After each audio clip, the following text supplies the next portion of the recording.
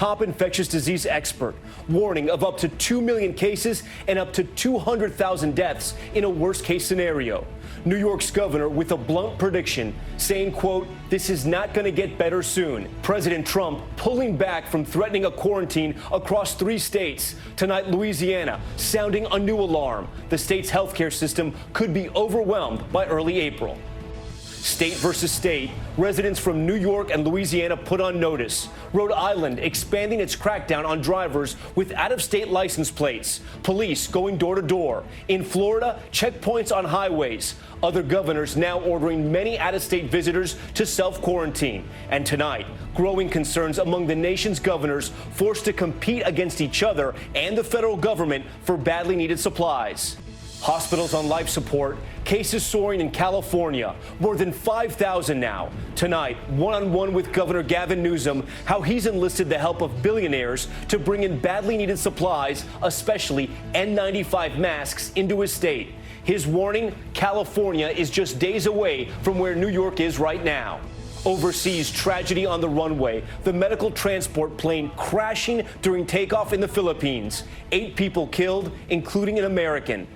And the tornado outbreak, at least 17 reported in the South and Midwest. A confirmed EF3 hitting Jonesboro, Arkansas. Winds of up to 140 miles per hour. Coronavirus restrictions forcing many families to stay inside, possibly saving lives. Plus, the new reality, living in the age of coronavirus, adapting, adjusting, the new and creative ways we're living. From ABC News, this is ABC World News Tonight. And good evening. Thanks for joining us on this Sunday. I'm Tom Yamas. And we begin tonight with a chilling assessment of the coronavirus outbreak in the U.S. The nation's top infectious disease expert, Dr. Anthony Fauci, warning at its worst, the U.S. could see up to 2 million confirmed cases. 1 month after the first death in the U.S. was announced, the country now with more than 135,000 cases, more than 2,400 have died. President Trump also moments ago announcing a new test has been approved to get coronavirus results within 5 minutes. That, according to the president. New York State hitting nearly 60,000 cases. The NYPD with nearly 900 members testing positive. Governor Andrew Cuomo extending the state's work from home order for another 2 weeks. Rhode Island's governor expanding an executive order for state police and the National Guard to stop all out-of-state drivers, making sure they self-quarantine. The virus surging across the country, Louisiana's governor says a 33-year-old member of his staff has died. And Texas now reporting 500 new cases in the last 24 hours. The governor there now requiring air travelers from several major American cities, as well as California and Washington state, to be quarantined for 14 days. ABC's Stephanie Ramos leads us off. Tonight, a nation in crisis. More than 130,000 confirmed cases of coronavirus across the country and more than 2,000 deaths. The top doctor advising President Trump, Dr. Anthony Fauci, today with a stark warning, saying the U.S. could see up to 100,000 to 200,000 people die from COVID-19. The total cases could number in the millions. We got a serious problem in New York. We have a serious problem in New Orleans, and we're going to be developing serious problems in other areas. The White House Coronavirus Task Force 15-day initiative to slow the spread is set to expire. But top officials on that task force are cautioning leaders in areas that so far have been spared the worst. Taking action now can prevent loss of life. Every metro area should assume that they could have an outbreak equivalent to New York and do everything right now to prevent it. New York City alone, now with more than 30,000 cases, nearly 1,000 people dead across the state. Governor Andrew Cuomo today saying all non-essential workers must stay home for at least 2 more weeks. But the growing numbers in New York prompting President Trump to repeatedly float the idea of imposing a region-wide quarantine on the tri-state area yesterday. For hours, uncertainty for the tri-state's more than 30 million people. There's a possibility that sometime today we'll do a quarantine. We're looking at it, and we'll be making a decision. We'll be announcing that one way or the other fairly soon. But that announcement never came. The president instead tweeting late last night a strong travel advisory for New York, New Jersey, and Connecticut. The state's governors strongly opposed the idea. Also for New Yorkers, I know we feel under attack. Some of the reactions you get from individuals, even from governments, are frightening and suggesting that they'll take abrupt actions against New York. Rhode Island among the states to single out New York residents trying to flee the virus hot zone. The governor deploying the National Guard to stop passengers on trains, going door to door and looking for New York state license plates. Folks from New York present a different kind of danger to the people of Rhode Island. Governor Cuomo threatening to sue. Rhode Island now expanding that policy, issuing mandatory quarantine orders for all out-of-state visitors. State troopers setting up checkpoints at Florida's borders along I-10 and I-95, stopping out-of-state drivers. Louisiana, another hot zone, now bracing for a surge in cases. The governor today saying the state will run out of crucial equipment in just days. We think it's about the 4th or 5th of April before down in the New Orleans area we're unable to put people on ventilators who need them. And then several days later, we will be out of beds. The numbers already spiking. Last Sunday, 837 confirmed cases. Today, more than 3,000. Other governors now racing to compete for masks, gloves, and most importantly, ventilators. Officials say Chicago could be the next city devastated.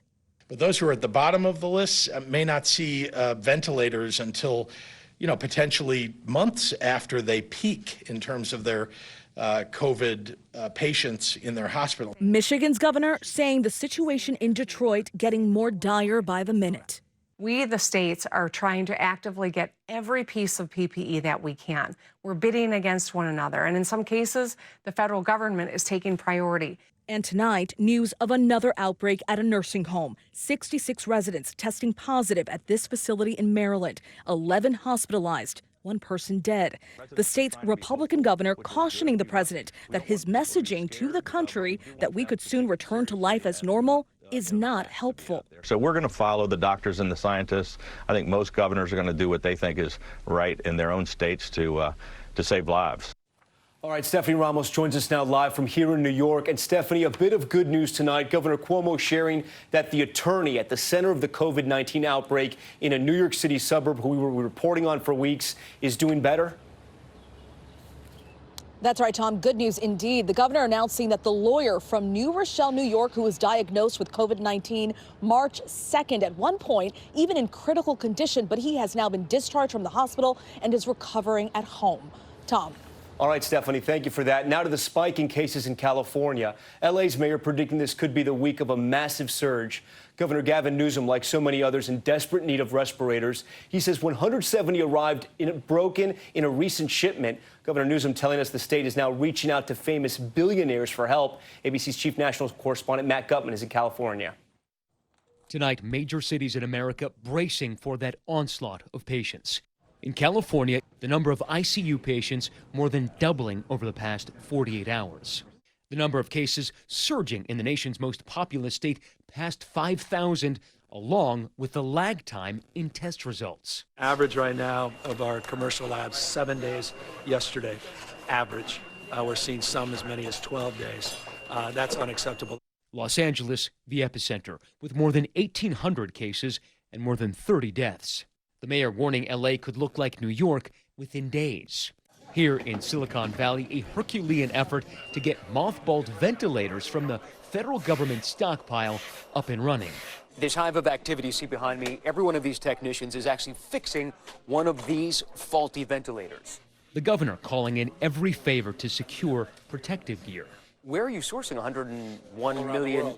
Quite literally. And how are you getting them here? Because everybody's having supply all chain around the world. problems. We got Richard Branson taking a 747 from Hong Kong coming into the Bay Area. We've got Elon Musk that was able to get 1,200 ventilators for us in 72 hours from overseas. I've already distributed 31.7 million N95 masks just in the state. I ordered, not making this up, we have on order. We wrote a check for 101 million. At the start of the crisis, the federal stockpile only had 13 million such masks. Texas tonight reporting a dramatic spike in cases, 500 in the last 24 hours. The governor announcing major travel restrictions for anyone arriving from several cities, including New York, New Orleans, and Miami. And Washington, the first state to grapple with the growing number of dead, still without sufficient supplies. We have a desperate need for the testing kits. We have got to mobilize the entire manufacturing base of the United States, like we did in World War II, for things as simple as these testing kits. And tonight, the Army brought in to convert the cavernous convention center outside Seahawks Stadium, normally home to car shows, into an overflow hospital for non-COVID-19 patients. All right, Matt Gutman joins us now from Los Angeles. And Matt, California's governor says the state is on a war footing and is reaching out to get more medical professionals to the front lines. And I understand you also have an update out of Louisiana as well tonight. Right. First, from that governor of California, Tom, he did say there is a wartime mentality here, that there are thousands of ICU beds in the state ready to go, but not enough doctors and nurses to tend to them. So they are graduating fourth-year doctors and nurses, getting them into the workforce, retraining others. And this just in out of Louisiana, as you mentioned, the governor there saying that they're seeing a decrease in the rate of infections. Still, he says they have to play catch-up. Tom. All right, Matt Gutman with that important update tonight. Matt, thank you. We move on now to the danger on the front lines. Doctors and nurses warning their hospitals are filling up fast. Some hospitals using lobbies to handle the overflow of patients. Nurses upset about critical shortages of masks and gloves and protective equipment. Here's ABC's Trevor Ault. Tonight, doctors and nurses taking us inside the pandemic. Our ICUs are full. Our floors are full. The emergency room is full. We have a lot of patients who are admitted already, but simply don't have a place to go. We just had our third death this morning. One of the patients, the husband was calling to get a checkup on her, and she passed as he was on hold on the phone. Michigan's governor saying the situation in Detroit is getting worse by the minute, announcing a huge shipment of more than 100,000 masks that she says will help them get through this weekend. Nurses say the rationing of personal protective equipment, or PPE, is only growing more dire. I have nurses that call me on a daily basis to tell me that they're scared, to tell me they don't know what to do. We didn't sign up for this. The CDC says in a crisis like this, face masks can be used beyond their normal shelf life. And when face masks aren't available, healthcare providers might use a homemade mask, like a bandana or scarf, to care for patients with COVID-19 as a last resort.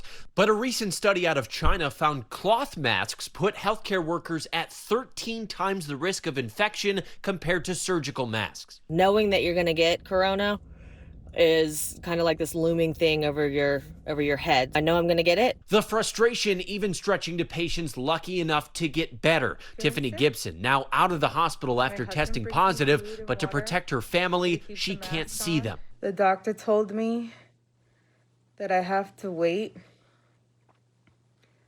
if I have to go 7 days without a cough before I can see my family again. All right, Trevor Ault joins us now from that makeshift hospital at the Javits Center, set to open tomorrow. And Trevor, we've just got a breaking headline in from the White House. President Trump extending the guidelines now for another 2 weeks. That's right. The president, Tom, has now extended those guidelines out to April 30th. We know he made a lot of headlines previously when he said he wanted the country back open by April. He is now saying by June 1st, the country should be well on its way to recovery. Tom? Extending that Easter Sunday deadline. All right, Trevor, thank you for that. Overseas now, the deadly plane crash in the Philippines, the plane carrying medical supplies going down just after takeoff in Manila. All 8 people on board killed, including an American. Here's ABC's Julia McFarland. Tonight, tragedy on the runway. A medical evacuation plane bursting into flames shortly after takeoff at a Manila airport in the Philippines. Huge pillars of smoke rising from the wreckage of the Lion Air plane.